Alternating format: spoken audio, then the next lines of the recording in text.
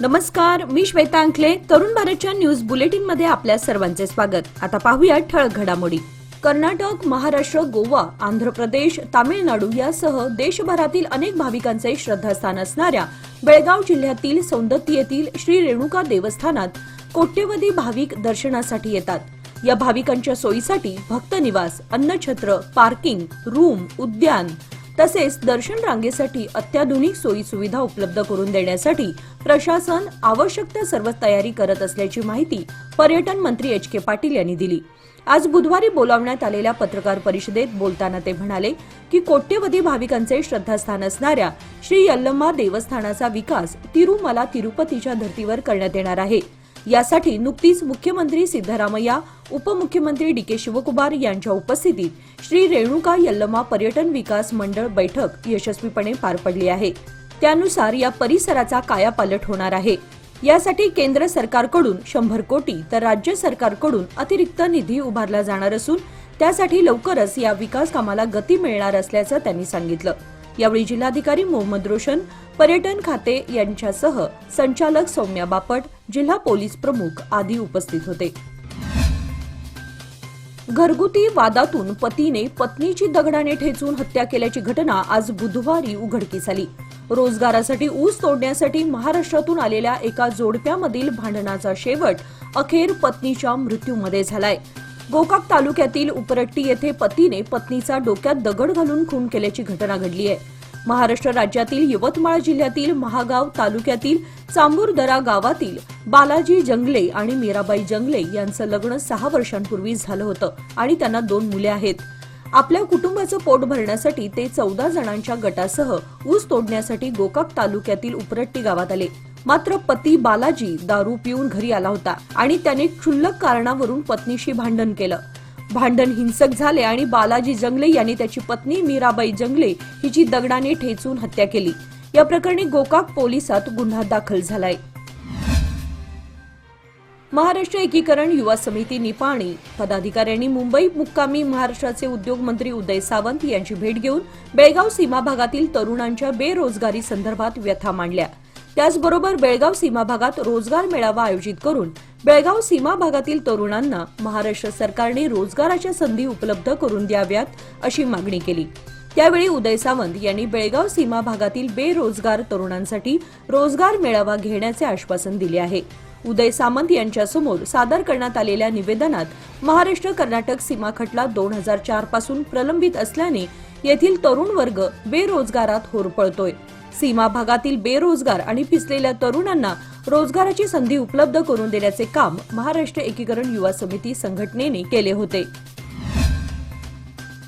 पंतप्रधान नरेंद्र मोदी प्रयागराजच्या दौऱ्यावर असून ते कुंभमेळ्यामध्ये सहभागी झाले.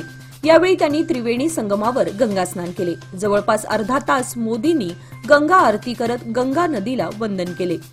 दिल्ली विधानसभा निवडणुकीसाठी आज मतदान होत आहे. निवडणूक मतदानाच्या दिवसांचा मुहूर्त साधून पंतप्रधान नरेंद्र मोदी यांनी कुंभमेळ्यामध्ये सहभागी होण्याचा निर्णय घेतला. या दौऱ्यासाठी ते सकाळी प्रयागराज एअरपोर्टवर दाखल झाले. प्रयागराजहून ते अरैल घाटावर दाखल झाले.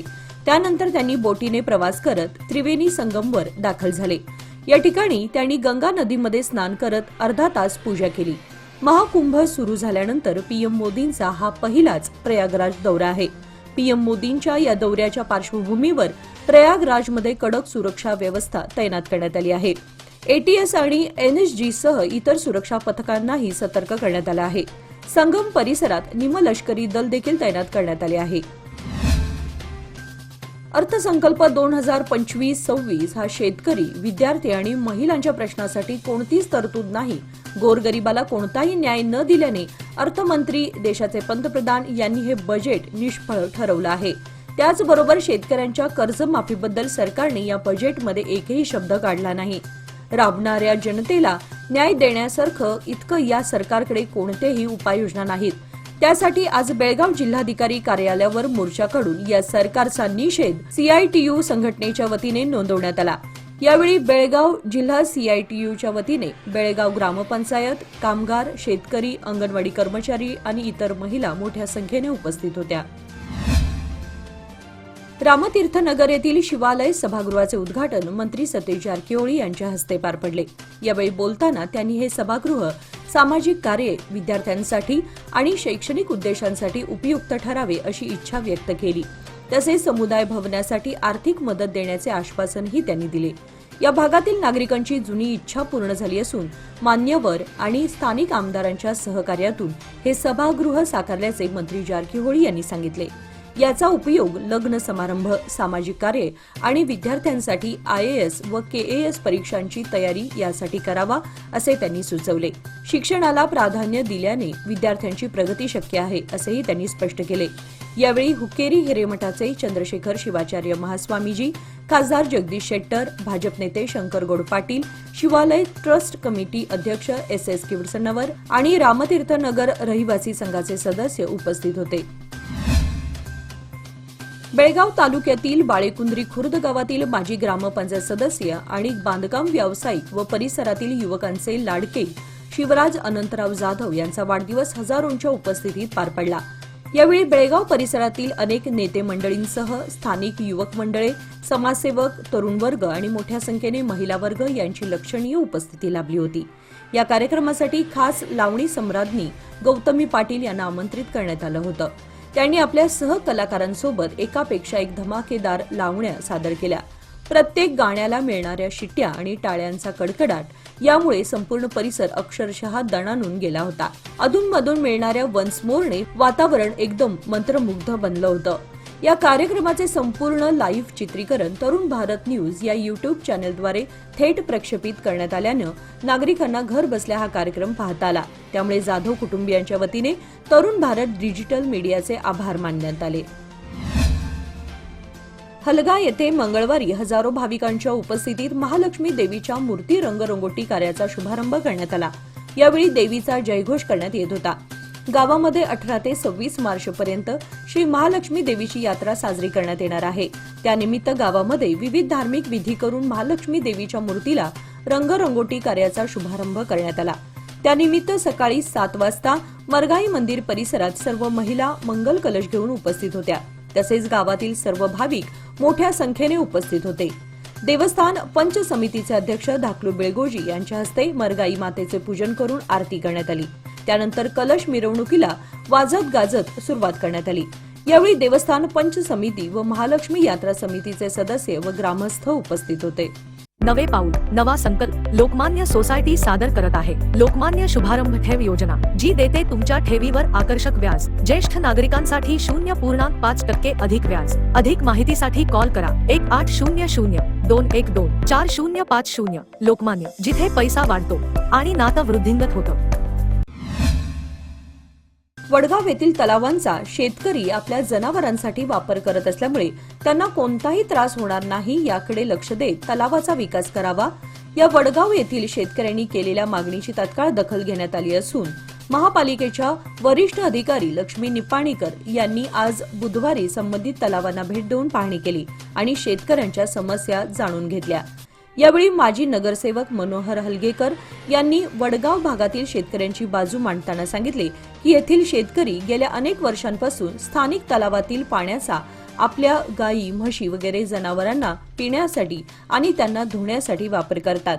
वडगाव परिसरात पाळीव जनावरांची संख्या मोठ्या प्रमाणात आहे।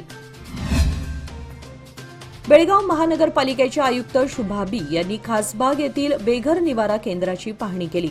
यावेळी त्यांनी अधिकाऱ्यांना विविध सूचना केल्या। महापालिकेने खासबाग येथे बेघरांसाठी निवारा केंद्र उभारलं आहे। या निवारा केंद्रामध्ये असलेल्या बेघर लाभार्थ्यांशी आयुक्तांनी चर्चा केली। कोणत्या कारणांमुळे आपण या ठिकाणी आला आहात अशी विचारणा त्यांनी केली। आता केंद्रामध्ये उपलब्ध असलेल्या सुविधा मिळवा, तुम्ही रोजगार मिळवून घरी जाऊ शकता, घरच्या लोकांशी एकरूप होऊ शकता, तुम्हाला रोजगार मिळवून देण्यासाठी आपण प्रयत्न करू अशी ग्वाही त्यांनी दिली। शेवटी त्यांनी केंद्राच्या स्वच्छतेबद्दल आणि अन्न पुरवठ्याबद्दल कौतुक व्यक्त केले। उत्तर कर्नाटक कच्छ कडवा पाटीदार सनातन समाज यांच्या वतीने समाजातील विवाह इच्छुक उपवर आणि वधूंचा सामूहिक विवाह सोहळा पार पडला। यंदाचे त्यांचे हे 16वे वर्ष होते। ऑटोनगर येथील KH सभाभवन येथे रविवार दिनांक 2 फेब्रुवारी रोजी हा सामूहिक विवाह सोहळा आयोजित करण्यात आला होता। दरम्यान 9 नूतन जोडप्यांना यावेळी प्रत्येकी 1,25,000 रुपयांची भेट देण्यात आली। यावेळी बेळगाव उत्तरचे माजी आमदार अनिल बेनके तसेच केंद्रीय समाजाचे अध्यक्ष गोपालभाई भावानी यांची खास उपस्थिती लाभली। याप्रसंगी उत्तर कर्नाटक कच्छ कडवा पाटीदार समाजाचे अध्यक्ष रतनसिंहभाई हलपाणी, मंत्री हिम्मतभाई वादानी, आयोजन समितीचे अध्यक्ष जेठाभाई पोकार, महामंत्री जवेरीलाल दिवानी, युवा मंडळाचे अध्यक्ष महेंद्र दिवाणी, महामंत्री अरुण दिवाणी, महिला मंडळाच्या अध्यक्षा लताबेन पोकार, मंत्री हिनाबेन चांखला यांच्या मार्गदर्शनाखाली याचे आयोजन करण्यात आले होते। या प्रसंगी समाज बांधव मोठ्या संख्येने उपस्थित होते। सामूहिक विवाह सोहळा आयोजित करण्याचा उद्देश हा केवळ वेळ आणि पैसा वाचवणे हा होता। दिल्ली विधानसभेच्या 70 जागांसाठी आज बुधवारी सकाळपासून मतदान सुरू झाले आहे। दुपारी 3 वाजेपर्यंत सरासरी 46.55% मतदान झाले होते। आतापर्यंत मुस्तफाबाद संघामध्ये 57% तर करावल नगर संघामध्ये 52% मतदान झाले आहे। दरम्यान जंगपुरा मतदारसंघात एका ठिकाणी पैसे वाटण्याच्या आरोपावरून आम आदमीच्या नेत्यांनी पोलिसांना धारेवर धरले। याच पद्धतीने उत्तर प्रदेशच्या मिल्कीपूर विधानसभा मतदारसंघात पोटनिवडणुकीसाठी मतदान सुरू आहे। या ठिकाणीही दुपारी 3 वाजेपर्यंत 57% मतदान झाले आहे। एका ठिकाणी बुरखाधारी मुस्लिम महिलांनी मतदानाच्या वेळी अडचण निर्माण करण्याचा आरोप केला आहे। संत तुकाराम महाराजांचे 11वे वंशज, प्रसिद्ध प्रवचनकार आणि राष्ट्रीय स्वयंसेवक संघाचे स्वयंसेवक ह.भ.प. शिरीष महाराज मोरे वय 30 यांनी बुधवार दिनांक 5 फेब्रुवारी रोजी आपल्या राहत्या घरी जीवन संपवले। या दुर्दैवी घटनेमुळे तीर्थक्षेत्र देहू गावावर शोककळा पसरली आहे। त्यांचा मृतदेह पिंपरी चिंचवड महानगरपालिकेच्या यशवंतराव चव्हाण रुग्णालयात शवविच्छेदनासाठी पाठवण्यात आलाय। विशेष म्हणजे येत्या 20 फेब्रुवारी रोजी शिरीष महाराज मोरे यांचा विवाह होणार होता। नुकताच त्यांचा साखरपुडा देखील झाला होता। लग्नाच्या अवघ्या काही दिवस आधी त्यांनी हे टोकाचे पाऊल उचलल्याने सर्वत्र हळहळ व्यक्त होत आहे। या घटनेची माहिती मिळताच देहू रोड पोलिसांनी घटनास्थळी धाव घेतली। या घटनेने मोरे कुटुंबावर दुःखाचा डोंगर कोसळलाय। भारतीय क्रिकेट संघाचा माजी कर्णधार राहुल द्रविडचा एक व्हिडिओ सोशल मीडियावर व्हायरल झालाय। मिळालेल्या माहितीनुसार काल मंगळवारी सायंकाळी 6:30च्या सुमारास राहुल द्रविड कारने जात होता। त्याचवेळी रिक्षाने कारला धडक दिली। या संदर्भात कोणत्याही पोलीस ठाण्यामध्ये तक्रार दाखल झालेली नाही, पण बेंगळुरूतील हाय ग्राउंड्स वाहतूक पोलीस ठाणे हद्दीमध्ये ही घटना घडली आहे।